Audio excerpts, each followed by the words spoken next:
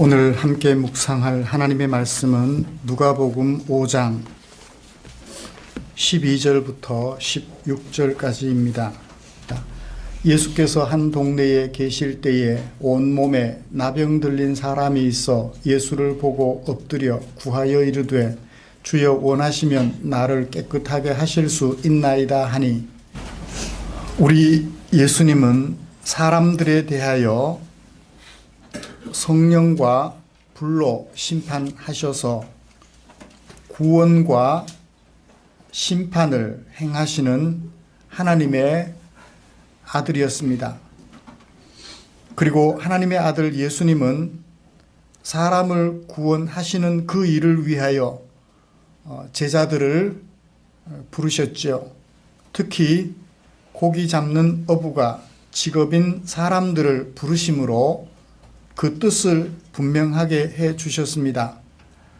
고기는 낚아 올리는 그 순간 죽음이지요.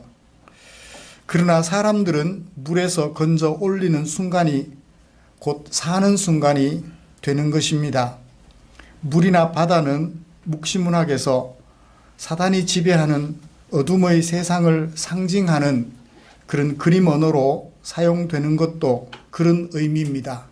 그런 사망의 그늘에서 건져내어 사랑의 아들의 나라로 옮겨놓는 그것을 가리켜 사람을 낚는 어부다라고 표현하신 것입니다.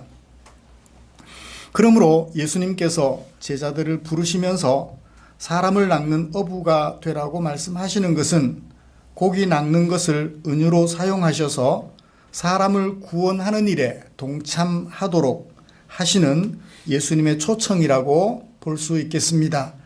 제자들을 향한 초청은 오늘날 우리들을 향한 초청이라고 보아도 무관할 것입니다.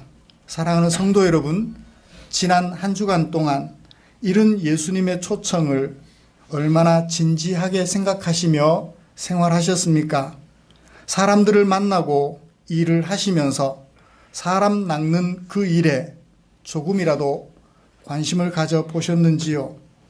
그들이 우리와 같이 구원 얻는 일에 귀를 기울이며 관심을 가지시던가요?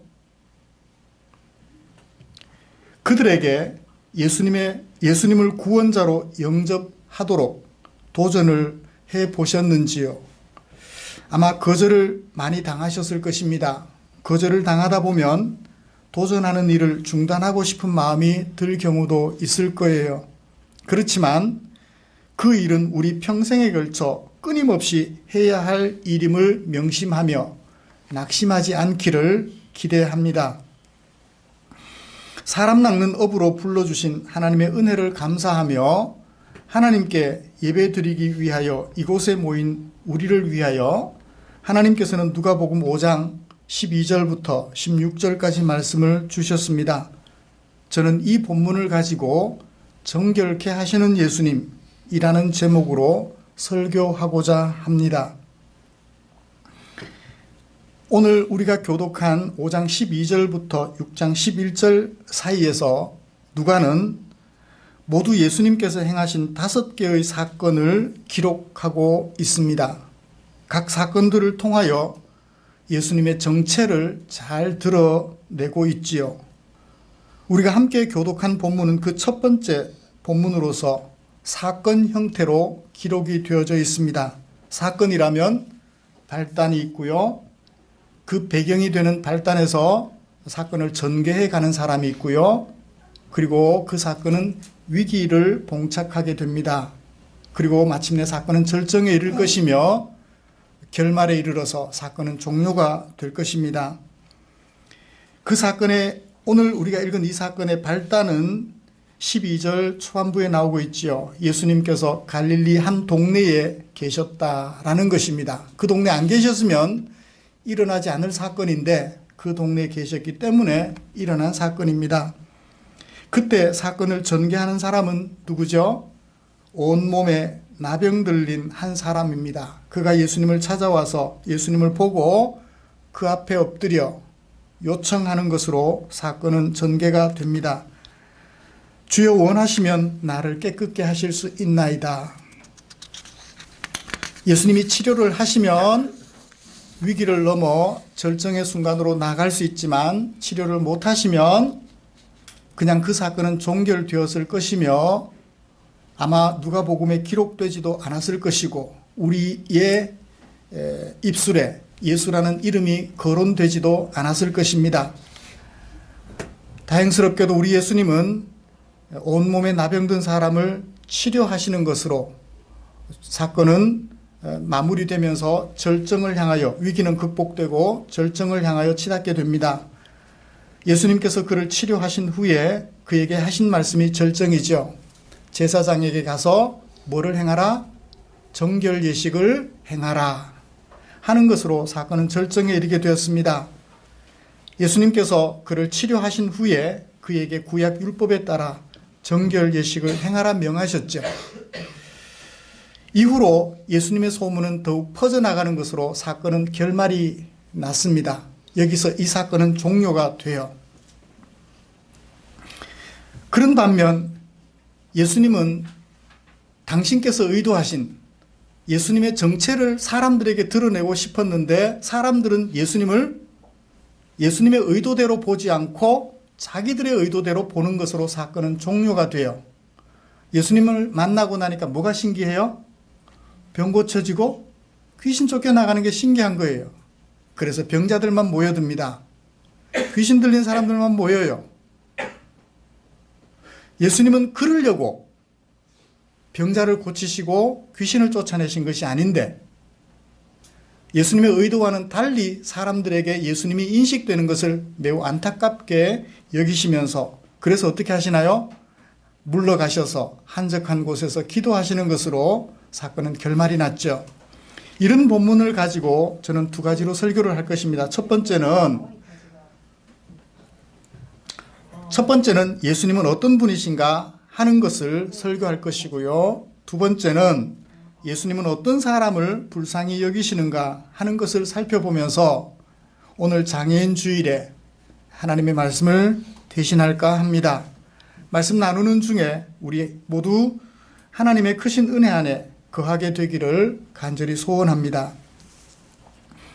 먼저 이 사건을 통하여 예수님은 당신의 정체를 어떤 분으로 소개하고자 하셨을까요? 살펴보면서 은혜를 나누어 봅시다. 예수님께서는 당신 앞에 엎드려 간구하는 나병 환자를 만나셨습니다. 그의 청원은 무엇이었나요? 다 같이 읽어볼까요? 시작. 주여 원하시면 나를 깨끗하게 하실 수 있나이다. 어떤 상태로 말을 하나요? 엎드려 간구했다고 합니다. 요즘같이 먼지도 없이 잘 포장된 땅에서 엎드렸을까요? 그렇진 않을 거예요. 어쩌면 전날 비가 와서 땅이 질퍽질퍽했을지도 모르겠습니다. 그러나 그 자리를 개의치 않고 그는 예수님 앞에 납작 엎드렸어요. 그리고 요청합니다. 주여 원하시면 나를 깨끗게 하실 수 있나이다. 나병 환자가 요청한 깨끗게 하다라는 말의 의미는 무엇일까요? 이 깨끗하게 하다라는 말은 두 개의 동사가 합쳐진 단어입니다. 두 개의 동사가 별도로 있어요. 하나는 깨끗하게 하다라는 동사 하나가 있고 그 다음에 하실 수 있는 능력이 있다라는 두 개의 동사가 있습니다. 구분되어 있어요. 깨끗하게도 하실 수 있지만 그 능력도 가지고 있어서 당신은 나를 깨끗하게 하실 수 있습니다 라는 얘기예요. 사실은 뭐라고 말해야 돼요? 나를 치료해 주십시오 라고 말하면 좋을 텐데 깨끗하게 해달라 그래요. 예수님께서는 또 뭐라고 말씀하십니까? 내가 치료해 줄게 라고 말씀하시지 않고 깨끗하게 되었다라고 얘기를 하셔요. 그래서 깨끗하다라는 말이 오늘 본문 속에 두 번 등장하는 것을 보게 됩니다. 나를 질병에서 이 나병 환자의 요청을 의학적으로 해석을 해보면 질병에서 치료되다라는 뜻으로 이해할 수 있을 거예요. 나를 질병에서, 나병이라는 질병에서 치료해 주십시오. 당신은 그 능력을 가지고 있는 줄 압니다. 그런 요청이죠.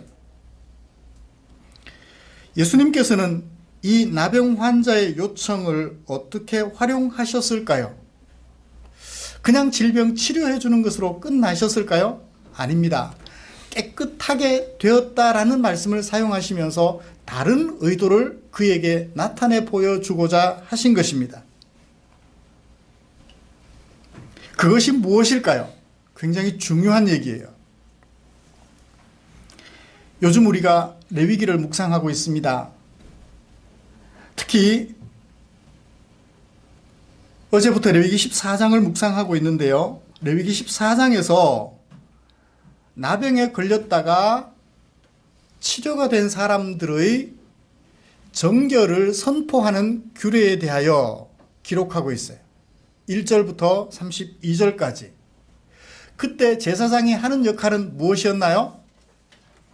나병 환자가 깨끗하게 된 경우 제사장에게 와서 자기 환부를 보여주고 제사장은 그 환부를 살피되 일주일 동안 격리하여서 살펴보면서 그의 환부가 어떻게 되었는지를 살펴본 다음 치료된 것이 보인다면 치료되었음을 확인하며 하나님 앞에 제사를 드려요. 어린 순양을 잡아서 제물로 삼아 제사를 드린 후에 백성들 앞에 공표를 합니다. 이 사람은 치료되었으니 격리되었던 생활을 중단하고 이제 여러분들과 함께 살아가게 되었습니다. 그 형편이 어린 순양을 드릴 형편이 되지 못하면 산비둘기나 집비둘기 새끼를 소재 재료와 더불어 드리게 함으로써 형편에 맞춰서 제사를 드릴 수 있게끔 여유를 주셨던 사건을 우리는 기억합니다. 그 사건에서 제사장 역할은 무엇인가요? 질병은 치료해주는 역할이 아니고 무슨 역할? 질병이 치료되었음을 확인해주는 역할밖에는 없어요. 질병을 진단하고 치료되었음을 확인해주는 역할. 그런데 우리 예수님은 어떤 역할을 하시나요? 질병을 치료해 주시고 확인만 제사장에게 가서 받으라고 말씀하고 있는 것입니다. 다시 말하면 우리 예수님은 정결케 하시는 분이더라는 얘기예요. 어린 순양도 할 수 없었고 제사장도 할 수 없었던 깨끗하게 하는 역할을 누가 하셨어요? 예수님이 하신 거예요. 깨끗하게 되었음을 선포하는 제사장 역할이 아니라 사람을 깨끗하게 하는, 정결하게 하는 예수님이라는 사실을 이 사건을 통해서 보여주고자 하셨던 것이지요. 그리고 나서 그를 치료하신 후에 제사장에게 가라고 요청합니다. 이제 제사장에게 가서 레위기 14장에 규정된 정결 규례를 따라서 형편이 되면 어린 순장을, 그렇지 못하면 비둘기를 잡아서 제사장에게 가서 환부를 보여주고 정결하게 되었음을 확인받으라 라고 얘기를 해주시죠. 그러므로 예수님은 제사장에게 가서 확인하되 무엇을 확인하라? 깨끗하게 되었음을 확인하라. 그러면 예수님은 어떤 분? 깨끗하게 하시는 분임을 누가 확인해요? 제사장이 확인할 거예요. 그러면 그 자리에 있었던 나병 환자는 물론 제사장까지 온 이스라엘 백성이 예수님을 어떤 분으로 알게 될까요? 예수님은 죄인인 또는 병으로 인하여 속박당하고 있는 우리 모두를 정결하게 하시는 분, 우리 모두를 깨끗하게 하시는 분, 그것이 죄면 죄 가운데서, 그것이 병이면 병 가운데서, 그것이 귀신의 속박이면 귀신의 속박에서 우리를 자유케 하고 깨끗하게 하시는, 정결케 하시는 예수님이심을 드러내 보여주고자 하셨던 것입니다. 이것이 바로 오늘 예수님께서 이 나병 환자를 치료해 주신 목적이에요. 나병 환자가 불쌍해서 치료해 주시는 것이 목적이 아니에요. 그 치료하는 과정을 통하여 예수님이 어떤 분이심을 드러내기 위한 것? 우리를 깨끗하게 하시며 정결케 하시는 분. 그래서 어떻게 하시는 분? 하나님과 교제가 가능하게 하신 분. 우리를 교회 공동체 속에, 격리 생활하던 우리를 교회 공동체 속에 다시금 이끌어 들이시는 분. 그분임을 드러내기 위하여 이 나병 환자를 치료해 주셨던 거예요. 나병 환자 치료하는 게 목적이 아니에요. 그 치료하는 것을 통하여 예수님이 어떤 분이신지를 드러내 보여주고자 하셨던 것이 그를 치료해 주신 목적이라고 볼 수 있겠습니다. 그러므로 우리는 이 사건을 통하여 예수님을 어떤 분으로 인식해야만 하나요? 고작 질병 치료해 주시는 분, 고작 귀신 쫓아내주시는 분 정도로 이해한다면 이건 착각이라도 보통 착각이 아니에요. 예수님은 우리를 어떻게 하시는 분? 정결케 하시는 분. 그래서 원수되었던 하나님과 다시 교제가 가능하게 하시는 분. 그래서 교회 공동체와 격리되어서 생활하던 우리를 다시금 교회 공동체 일원으로 살아갈 수 있도록 회복시켜 주시는 분. 그분이 누구시라고요? 우리 구주 예수님이시라. 이 사실을 믿으시나요? 지금까지 혹시 예수님은 병 고쳐주시는 분, 귀신 쫓아내주시는 분 정도로 아셨다면 이제는 마음을 돌이켜 우리를 정결케 하여 하나님과 화목하게 하고 격리 생활하여 수용 생활했던 우리를 교회 공동체 일원으로 불러서 성도들과 더불어 하나님의 백성으로 살게 하신 분, 그분이 바로 우리 구주 예수님이심을 마음속에 꼭 믿어 의심하지 않기를 기대합니다. 그런데 사람들은 예수님을 어떤 분으로 인식했을까요? 5장 15절을 보시면 예수의 소문이 더욱 퍼져나갔는데 예수님을 왜 찾아와요? 예수님께로 왜 모여와요? 수많은 무리가 예수님께 모여왔다고 얘기를 하죠. 왜 모여왔나요? 다행히 누가는 두 가지 목적을 제시하고 있습니다. 첫 번째는요, 말씀도 듣고, 두 번째는 자기 병도 고치고, 꽁도 먹고 알도 먹고. 그나마 다행이에요. 말씀을 들으려는 마음가짐을 가지고 있었으니 말입니다. 그런데 예수님은 그것조차도 안타깝게 여기시고 그들과 계속 함께 머무실 수 없었어요. 그래서 어떻게 하셔요? 모여왔지만 더 이상 해줘봐야 뭐만 생각해요? 병 고치는 거, 귀신 쫓아내는 거. 맨날 그것만 생각할 테니까. 예수님을 의사 정도로만 생각할 테니까. 안타까우셔서 더 이상 행하시는 것을 멈추시고 물러가셔서 한적한 곳으로 가셨다고 기록하고 있어요. 또 그 다음 사건을 통하여 누가는 예수님의 정체를 밝혀내실 거예요. 중풍병자 치료하시는 사건을 통하여.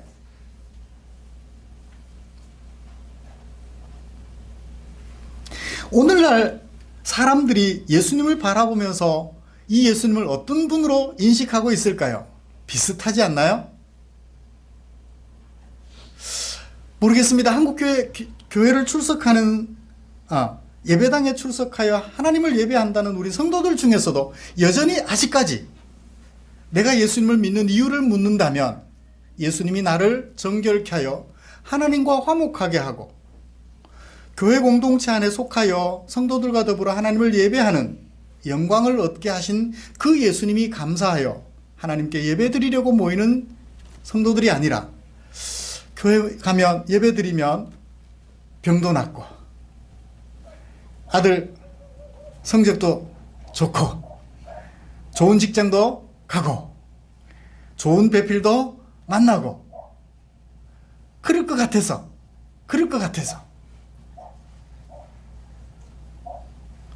그렇다면 예수님의 마음이 참 안타까우실 것 같아요.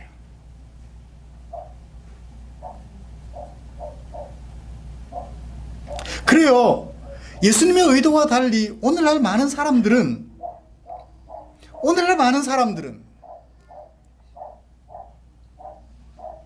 예수님의 의도와 달리 예수님을 잘못 이해하고 있는 경우들을 참 많이 보게 됩니다.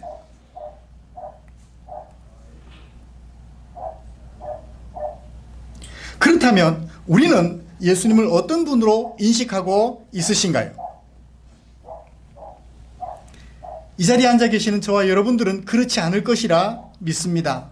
예수님이 의도하신 대로 예수님은 우리를 정결케 하여 하나님의 백성으로 회복시켜 주시며 그리고 교회 공동체 일원이 되어서 하나님을 영화롭게 하는 그런 사람들이 되게 하신 분이시라는 사실을 말입니다. 자, 이제 예수님은 어떤 사람들을 불쌍히 여기시는지 이 말씀을 통하여 살펴보면서 설교를 마무리하려고 합니다. 예수님은 당신 앞에 엎드린 사람, 곧 온몸에 나병 들린 사람을 만나셨지요. 어쩌면 예수님은 그를 불쌍히 여기셨을 것 같습니다. 왜요? 남다르잖아요. 무슨 질병을 가지고 있어요? 나병이라는 질병을 가지고 있잖아요. 우리 나병이 어떤 병인지 잘 압니다. 옛날에는 사람이 원숭이였는데 지금이 사람이라면 옛날의 나병은 사람들이 잘 인식 못했을 거야. 왜? 아직 진화 과정에 있으니까. 그렇지만 예나 지금이나 사람은 변함없이 사람이에요. 자, 그런데 이런 상황을 생각해 보면 3000년 전, 2000년 전 사람들이 생각했던 나병과 오늘날 우리가 생각하는 나병이 다를까요? 다르지 않습니다. 무엇을 보면? 십계라는 영화를 보면 우리는 그것을 잘 알 수 있어요. 십계가 아니고 뭐죠? 배너.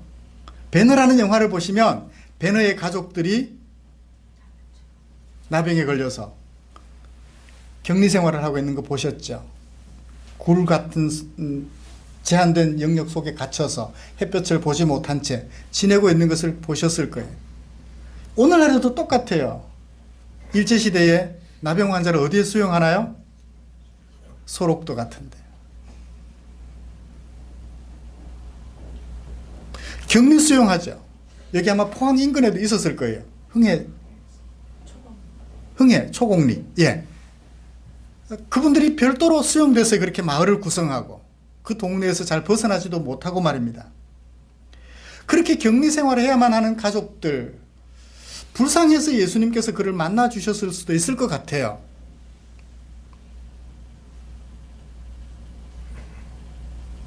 정말 예수님은 그가 나병 들렸기 때문에 불쌍히 여기셨을까요? 더군다나 그 사람은 한 부분, 내 나병이 걸린 것이 아니라 12절 말씀에 하면 어떻게? 온몸에 나병이 들렸다고 하니까. 그래서 불쌍히 여기셨을까요? 저는 아니라고 봅니다. 오히려 예수님께서 불쌍히 여기신 것은 무엇 때문일까요? 그가 정결하지 못했기 때문에, 정결한 하나님의 백성이 되지를 못했기 때문에 그것을 불쌍히 여겨 나병을 치료하시며 무엇까지 선포하셨나요? 정결케 되었다. 그래서 가서 누구에게 가라? 제사장에게 가서 정결케 되었음을 확인받고 다시금 이스라엘 백성 공동체 안으로 들어가서 살도록 하라. 더 이상 격리 생활하지 말고 공동체 안으로 들어가서 공동체 일원으로 살 것을 명령하셨던 것이지요. 그러므로 예수님께서 그를 불쌍히 여기신 까닭은 그가 나병에 걸렸기 때문이 아니라 그가 하나님의 백성으로서 온전케 되지 못했기 때문이었다라는 것을 정리를 해볼 수 있을 것입니다.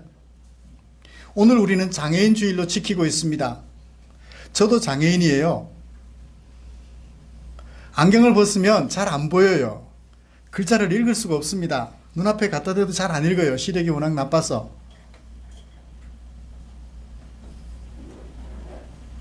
이러다가 심해지면 아예 앞으로 아무것도 못 볼 수도 있겠죠. 그래요. 못 봐도 사람이에요. 봐도 사람이에요. 그것 때문에 불쌍히 여기는 경우들이 별로 없다는 거예요. 여기 앉아 계시는 분들 중에 어떤 분들은 지체를 잘 못 써요. 걷지를 잘 못하실 수도 있습니다. 그렇다고 불쌍한가요? 그것 때문에 불쌍하지는 않은 것 같습니다. 사람으로서는 볼 때 불쌍할 수 있겠지만 하나님이신 예수님으로서 볼 때는 그것이 불쌍한 게 아니더라는 거예요. 뭐가 불쌍한 거죠? 하나님의 백성이 아니라는 것 때문에 불쌍한 거예요. 우리와 조금 다를 뿐이에요. 조금 불편할 뿐이에요. 이분은 온몸에 나병이 들렸다 했으니 좀 많이 불편했겠죠. 좀 많이 불편할 뿐이에요. 똑같은 사람이라고요. 그런데 우리는 그 사람의 외적인 형편을 가지고 불쌍하다 불쌍하지 않다 판단하는 경향이 있습니다. 키 좀 작아요? 불쌍해요. 그죠?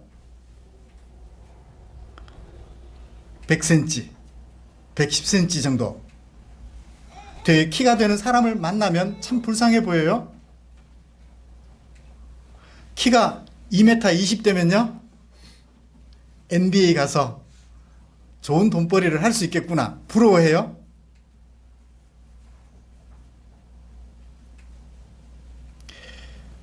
며칠 전에 SNS상에 동영상 하나가 회자되었습니다. 뇌성마비를 앓아서 몸을 제대로 못 가누고 말도 어눌하게 하는, 그러나 생각은 분명한 한 자매가 음식점에 들러서 햄버거, 핫도그 이런 걸 주문을 하는 거예요. 근데 행동이 어둔하고 말이 어눌하다 보니까 주문 전달이 잘 안 돼요. 많은 사람들이 뒤에 줄을 서서 대기를 합니다. 의사 전달이 잘 안 되니까 더 많이 줄이 늘어났죠. 뒤에 서 있던 사람들이 짜증을 냅니다. 점원을 따로 한 사람을 보내서 따로 주문을 받든지 내보내든지 하시라고. 뒤에 사람들이 난리예요.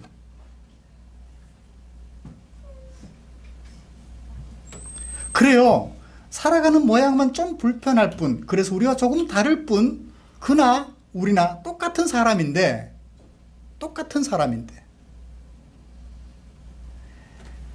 제가 보기에는, 그 동영상을 보면서 제가 보기에 불쌍한 사람은 뇌성마비를 앓아서 행동이 부자유스럽고 말이 어눌한 그 사람이 아니라 뒤에서 짜증내며 불평하는 사람들이 더 불쌍해 보였어요. 왜요? 신체는 멀쩡하지만 정신은 썩어 있었거든요. 그들이 더 불쌍했어요. 여러분들은 어떠세요?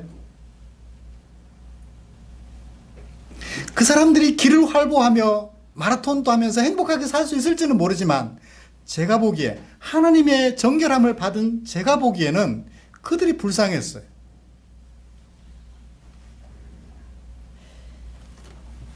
그렇습니다. 예수님께서 불쌍히 여긴 것은, 그를 불쌍히 여긴 것은 나병에 걸렸기 때문이 아니에요. 하나님의 백성으로 정결함을 받지 못했기 때문에 불쌍하게 여기셨던 거죠. 그래서 나병을 깨끗하게 해주시면서 뭐까지 본질적인 것을 주셨죠.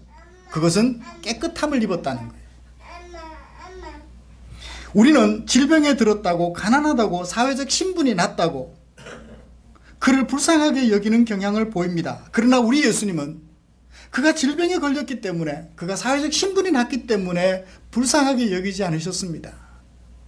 그가 하나님의 백성으로서 정결함을 받지 못했기 때문에 그것을 인하여 불쌍히 여기셨으며, 그것을 인하여 사람으로 오셨으며, 그것을 인하여 십자가에 못 박혀 죽음까지 당하셨죠.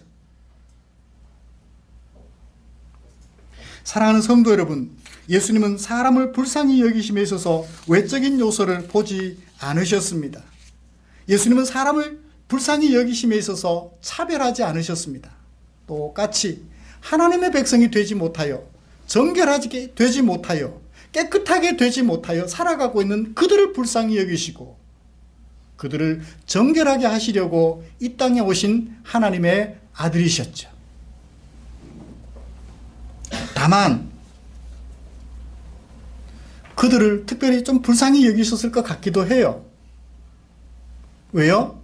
워낙 사회적으로 천대를 받고 힘들게 살았으니까. 그들을 더 많이 가까이 하신 것은 사실인 것 같아요. 죄인 취급받았던 세리를 만나시고 그와 함께 식사하셨죠? 바리새인하고 식사하셨다는 얘기는 별로 못 들었어요. 그죠? 그렇습니다. 부유한 사람들과 함께 식사했다는 얘기는 못 들었어요. 성경에 어디에도 읽어봐도 없어요. 예수님께서는 그런 사람들을 더 많이 가까이 하셨던 것은 사실인 것 같아요. 그렇지만 예수님께서 본질적으로 불쌍히 여기신 것은 그의 무엇 때문에? 정결하지 못함, 깨끗하지 못함, 하나님의 백성 되지 못함, 그것을 인하여 불쌍히 여기셨다는 사실을 꼭 마음에 새기셨으면 좋겠어요. 그래요. 우리 주변에 이 예수님을 내 마음속에 모시고 살아가고 있다면 우리 주변에 좀 나보다 행동이 더 불편한 사람, 시력이 좋지 못하여 길을 더듬거나 또는 신체가 부자유하여 잘 못 걸으시거나 또는 말이 어눌하여 표현을 잘 못하시거나 그런 사람들을 만나셨을 때 그런 형편들로 인하여 불쌍하다 여기지 마십시오. 그분들 굉장히 기분 나빠하셔요. 굉장히 기분 나빠하셔요. 나도 당신들하고 똑같은 사람입니다. 조금 불편할 뿐이에요. 그를 사람으로 존중해 주십시오. 불쌍히 여기면 존중받지 못하는 것 같은 느낌을 가지신다는 거예요. 동등한 사람으로 대접해 주시고 사람으로서 좀 불편한 것을 어떻게 해요? 도와주시면 돼요. 턱이 있어서 힘들면 그 턱을 낮춰주시고 그러면 돼요. 똑같은 사람이라는 사실을 한 시간도 잊지 마시고요. 다만 무엇을 인하여 불쌍히 여기자고요? 예수님처럼 하나님의 백성 되지 못함을 인하여 불쌍히 여기며 그에게 예수님을 소개하여 정결함을 얻고 깨끗함을 얻고 하나님의 백성됨을 회복하여 살아가도록 도와주는 저와 여러분들 되시기를 주님의 이름으로 축복합니다. 기도하시겠습니다. 하나님 아버지 감사합니다. 우리를 불쌍히 여기시되 하나님의 백성 되지 못하여 우리를 불쌍히 여기시되 정결하게 되지 못하여 우리를 불쌍히 여기시되 깨끗하게 되지 못하여 불쌍히 여기셨던 예수님, 마침내 당신의 목숨까지 바쳐 우리를 정결케 하시고 깨끗하게 하시며 하나님의 백성 되게 해 주셨습니다. 이 하나님의 은혜를 마음에 새기며 감사와 찬송을 주께 드립니다. 우리 예수님이 우리를 불쌍히 여기셔서 마침내 우리가 하나님의 백성이 되었다면 우리도 그의 외적인 요소들 때문에 불쌍히 여기고 우러러보거나 그렇게 하지 말게 하시고 그가 부유하든지 그가 가난하든지 그가 장애가 없든지 그가 장애가 있든지 하나님의 백성 되지 못함을 인하여 불쌍히 여기며 그에게 예수님을 소개하여 정결함을 얻고 하나님의 백성됨을 회복할 수 있도록 도와주고자 하는 주님 닮은 종들이 되게 하여 주시옵소서. 주님께 부름받은 사람 낚는 업으로 살아갈 수 있도록 우리에게 은혜를 더하여 주시옵소서. 우리 구주 예수님의 이름으로 기도드리옵나이다. 아멘.